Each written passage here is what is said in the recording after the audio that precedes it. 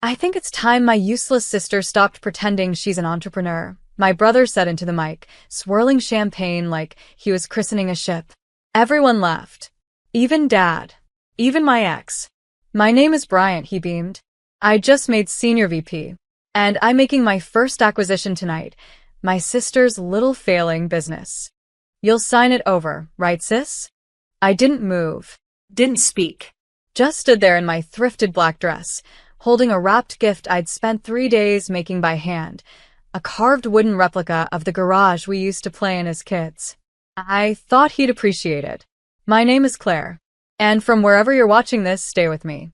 Have you ever been humiliated so quietly, so publicly, you couldn't even cry? They had it all planned. Dad nodded like a CEO, approving a merger. You'll finally have a stable life, honey, he said, like I was a child asking for crayons, not a woman who'd built something from nothing. The room was filled with clapping hands and expensive watches. My mother's portrait stared down at me from the mantel. She would have flipped that whole room upside down. She believed in me, but she died before I could show her the blueprint of my dreams. I left without a word, just slipped my gift onto the table and walked out. No one stopped me. No one followed. The air outside was cold and honest. I sat in my car, engine off, listening to my own breath shake in the silence. My failing company had paid for Dad's surgery last year. Brian didn't know. I never told him. I never told anyone. Because I don't build for applause.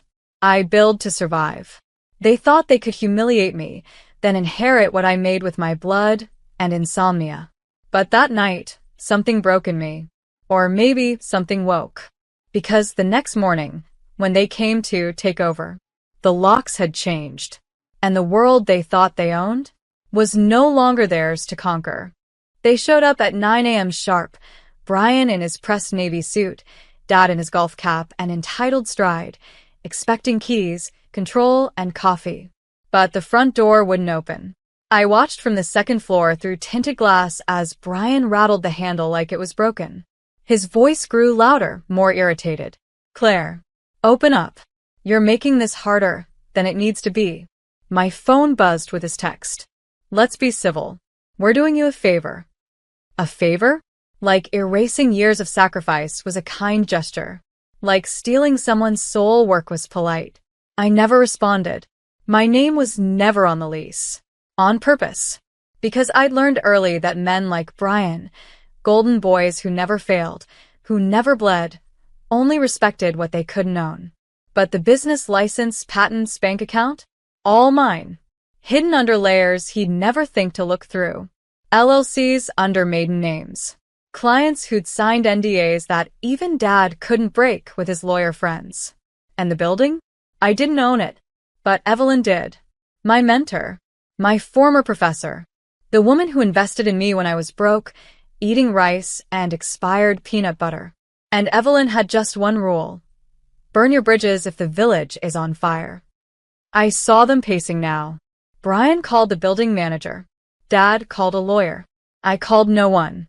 Instead, I sent one email, short, sharp, strategic, to every one of my vendors, clients, and staff. Effective immediately. All correspondence regarding Claire West Studio will go through me only. Unauthorized persons approaching the premises are not part of this organization. They tried to act fast. Brian's lawyer sent me a cease and desist, citing verbal agreement of transfer. I printed it, laughed, and fed it to the office shredder. Then I posted something simple to our socials. A picture of my desk, and one sentence. The Queen is wide awake. Let's build. That day, I learned something powerful. When they call you useless, they're terrified of what you'll become once you stop needing their approval. The first rail shot came from Dad's lawyer. A thick envelope with a golden seal, hand-delivered to my office, as if formality could mask the betrayal inside. They were suing me. Breach of verbal contract. Unlawful withholding of family assets. Failure to disclose company valuation for intra-family acquisition. I read it twice. Then laughed. Family asset? I had built this company with second-hand tech and sleepless nights while Brian was drinking bourbon on Ivy League rooftops. calling me a dropout embarrassment. But they wanted to bury me in paperwork, make me fold from fear. Except they forgot something. I'd already lost everything once before. And I'd survived. My name is still Claire. And I was done apologizing for building differently. By noon, I had my lawyer, a woman named Tanya, whose voice could freeze a judge. She read the paperwork, then looked at me and said, "They want war. Fine. Let's make it biblical." We responded the next day with a counterclaim: intentional defamation, emotional distress, attempted hostile takeover. We attached every email, every text, including Brian's smug message. "Don't make this messy, sis. I'll let you keep the website or something." I used to cry over words like that. Now I use them as weapons. The legal battle lit a fire under everything. Clients called, furious that they'd tried to replace me. One investor even asked if I wanted help scaling, not selling. Meanwhile, I heard Brian had begun bleeding money. His own startup, the real one he bragged about at parties, was tanking. Something about misreporting projections. Investors pulling out. Still, he held press interviews pretending he'd soon be acquiring a boutique brand run by a family member. He didn't say my name, but I saw the fear in his eyes. Because he knew I wasn't the dropout anymore. I was the threat he couldn't control. I posted one more thing that week. A video, no music, no captions. Just me, walking through my office, holding that wooden gift I made him, the one he never opened. And I said, "Some people build empires from stone, some from fire. But me? I built mine from every time you laughed at me." The walls were closing in on him. Brian tried to play the polished executive, but cracks were showing. His startup, a flashy fintech clone with recycled jargon, was exposed in a leaked report. Inflated user data, fabricated endorsements, misused grant money. I didn't leak it, but I knew who did. Evelyn had friends in high places. People who remembered how Brian mocked her at my pitch meeting 3 years ago, called her another retired feminist trying to stay relevant. She never forgot. Neither did I. Still, I stayed quiet. That's the thing about real power. It doesn't scream. It doesn't beg. It waits. My name is Claire. And from wherever you're watching this, remember, silence is not weakness. It's strategy. Brian's investors began pulling out like teeth, one by one, until he was left with nothing but a name he could no longer afford to trademark. And that's when he showed up. Not in my office. At Mom's grave. I was already there, every Tuesday. I sat with her, told her what I was building, what I was surviving. Sometimes I cried. Sometimes I laughed. She always listened. But that day, I heard footsteps. Brian stood behind me, suit wrinkled, eyes bloodshot. "I didn't know you still came here," he muttered. "She believed in me," I said without turning. He sat. Didn't speak for a long time. Then, "I was jealous, Claire." I finally looked at him. He wasn't the golden boy anymore.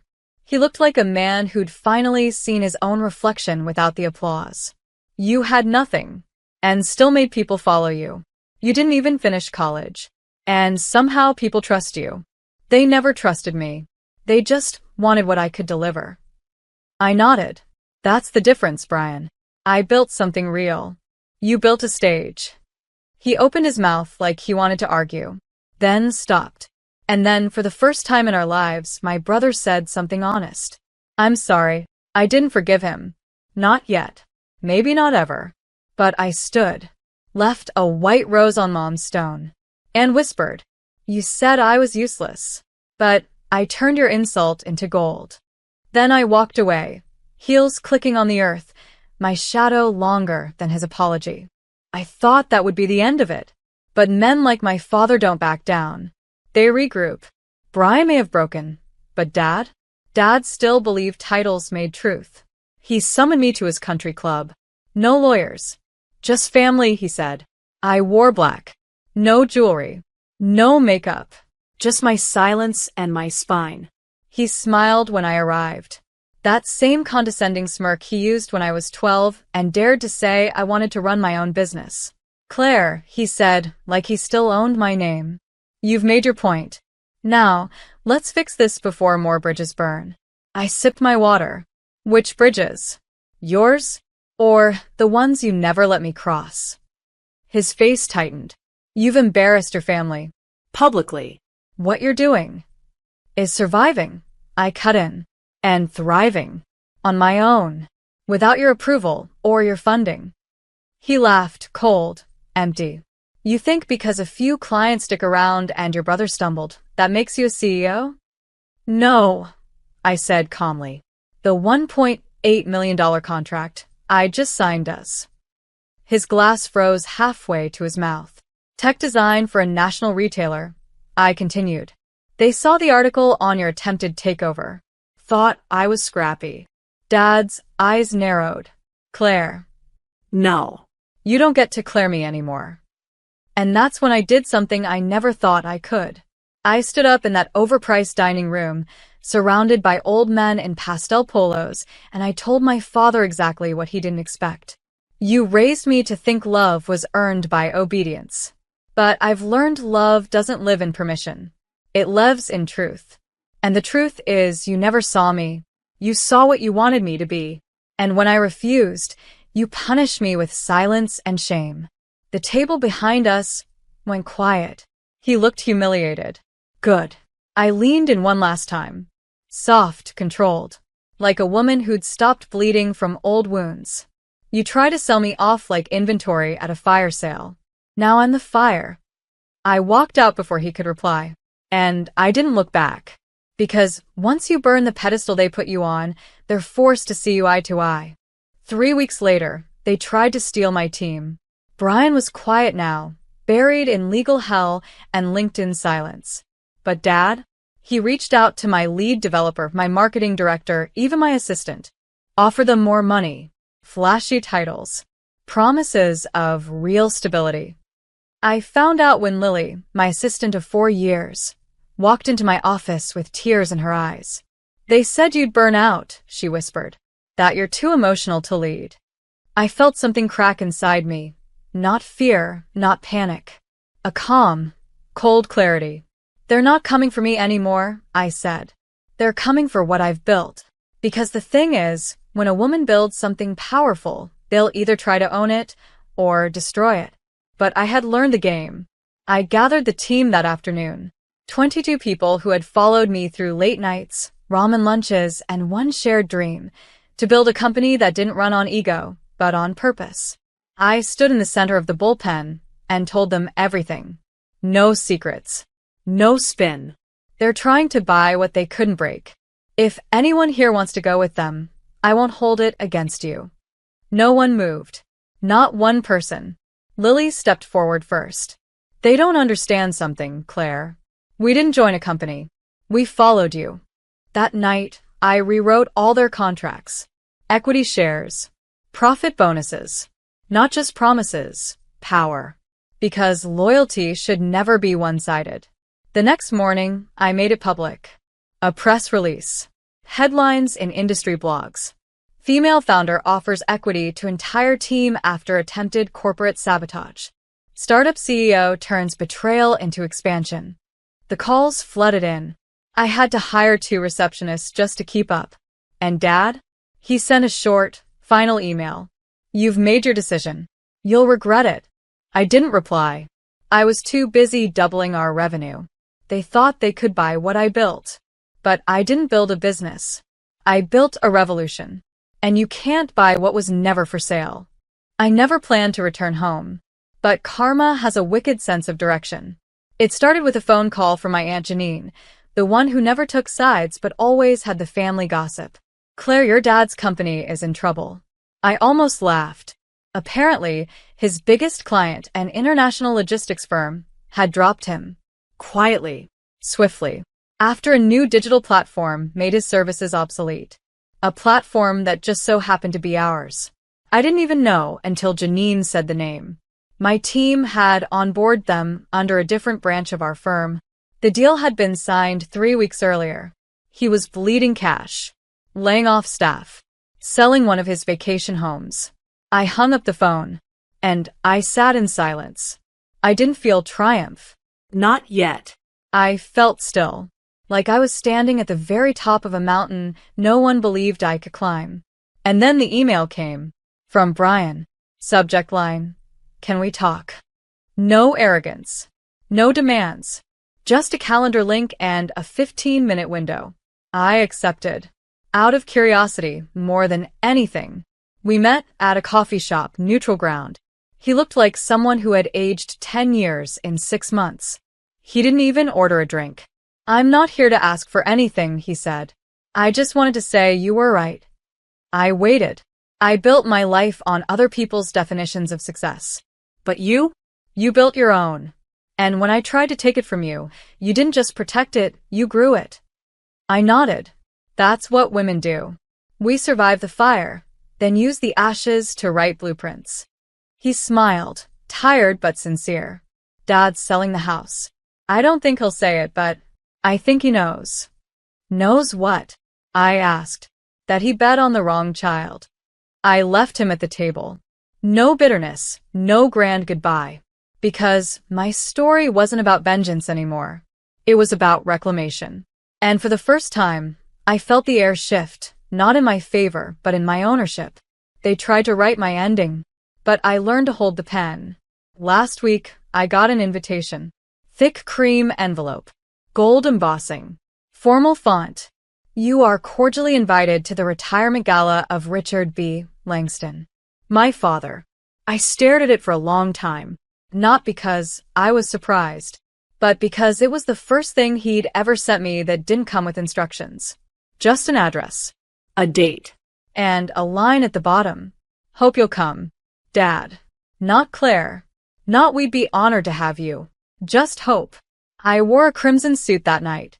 No apologies in my posture. No fear in my heels. The ballroom was full of the same people who once called me the artsy one, the dropout, the embarrassment.